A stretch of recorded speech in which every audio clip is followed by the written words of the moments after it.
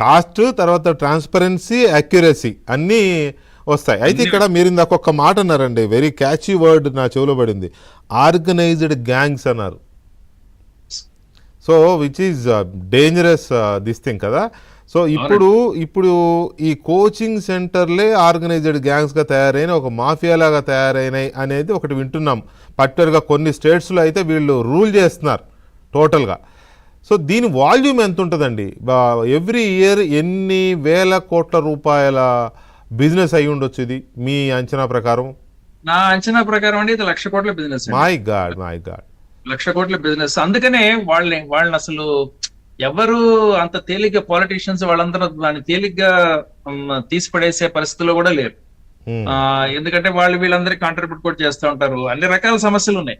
So కాబట్టి so ఈ coaching centres అనేది ఒక పెద్ద బిజినెస్ కింద వచ్చిందండి. ఇందులో నష్టపోయేది ఎవరంటే పూర్తిగా 100% పిల్లలేనండి.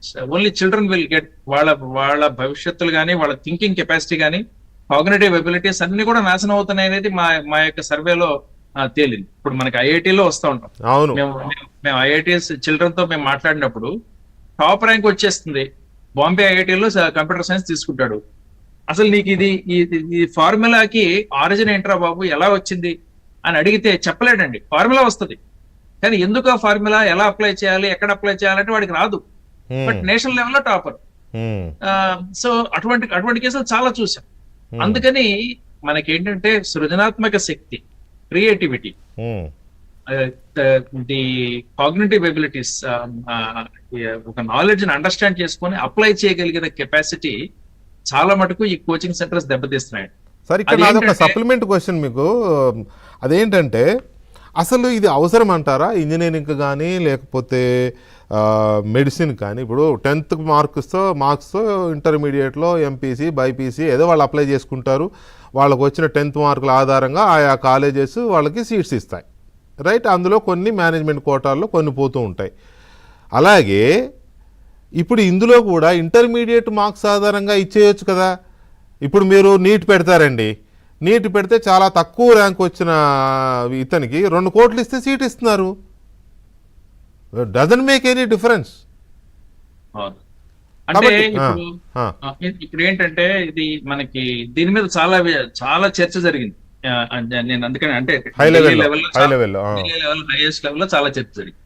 సో దీంట్లో ఏంటంటే అన్ఫార్చునేట్లీ మన school boards, there are 73 school boards అండి. అంటే ఈ 12th క్లాస్ ఎగ్జామ్ కండక్ట్ చేసేది సిబిఎస్ఈ ఒకటి అనుకోండి, మన స్టేట్ బోర్డ్స్ ఉన్నాయి, రకరకాల స్టేట్ బోర్డ్స్ చాలా ఉన్నాయి, కేంబ్రిడ్జ్ అని చాలా ఉన్నాయి. ఒకే స్టేట్ లో 2, 3, 4, 5, 10 బోర్డ్స్ ఉన్న రాష్ట్రాలు కూడా ఉన్నాయి. మొత్తం మీద 73 బోర్డ్స్ ఉన్నాయి. వాళ్ళ అసెస్మెంట్ సిస్టమ్స్ అన్ని కంప్లీట్లీ డిఫరెంట్ అండి, కంప్లీట్లీ డిఫరెంట్. కొంతమంది అంటే అసలు మేము ఆశ్చర్యపోయాం. ఇప్పుడు మన తమిళనాడు నుంచి వచ్చిన స్టూడెంట్స్ అందరికీ 100 ఎవరికి ఒక్క మార్క్ కూడా తక్కువ లేదు. సో అటువంటిప్పుడు మనం ఈ exam conducting bodies are different. So అప్పుడు మనం ఆ మార్క్స్ మీద మనం ఇవ్వడానికి అవకాశం లేదండి. దానివల్ల చాలా మంది దెబ్బతింటారు. సో అందుకని అసలు నీకు కాన్సెప్ట్ వస్తుందా లేదా, నువ్వు దాన్ని అప్లై చేయగలగా లేదా అనేది మనం టెస్ట్ చేయాల్సిన అవసరం ఉంది. అది లేకుండా మనం ఇవ్వకూడదని నేను అనుకుంటాను. ఎందుకంటే లేకపోతే బట్టి చెప్పేస్తున్నారు, టక్ అని కొట్టేస్తున్నారు ఎగ్జామ్స్. సో కాబట్టి ఇది మన ఒక టెస్ట్ నేషనల్ లెవెల్లో మన కాన్స్టిట్యూషన్ లో కూడా ఏంటంటే లిస్ట్ 1 లో 66 ఐటమ్ లో పెట్టారు. ఏంటిది అది? Central government it is there responsibility to set standards in technical education. Sir ఇప్పుడు ఒక ఇంపార్టెంట్ ఇదేంటంటే దేశవ్యాప్తంగా ఒక చర్చ నడుస్తుంది. అఫ్కోర్స్ నేను అడిగిన ఇంటర్మీడియట్ ఆధారంగానే ఇవ్వచ్చు కదా అనే దానికి మీరు చెప్పారు. సరే అది ఓకే, బోర్డ్స్ ఎక్కువ ఉన్నాయి కాబట్టి ఒక్కొక్క బోర్డ్ స్టాండర్డ్స్ ఒక్కొక్కలాగా ఉంటాయి. కొన్ని కాలేజెస్ కొన్ని బోర్డ్స్ని పూర్తిగా అవాయిడ్ చేసే ప్రమాదం కూడా ఉంది. అవంటే ఉండే చిన్న చూపు కావచ్చు, లేదా వాటిలో క్వాలిటీ ఉండదనే ఉద్దేశంతో కావచ్చు, వాట్ ఎవర్, అది పక్కన పెడదాం కదా. మీరు చెప్పిన ఆన్సర్ వెరీ యాప్ట్ ఆన్సర్. అయితే ఇక్కడ ఇప్పుడు దేశంలో 2 డిమాండ్స్ బలంగా ఉన్నాయండి నీట్ గొడవ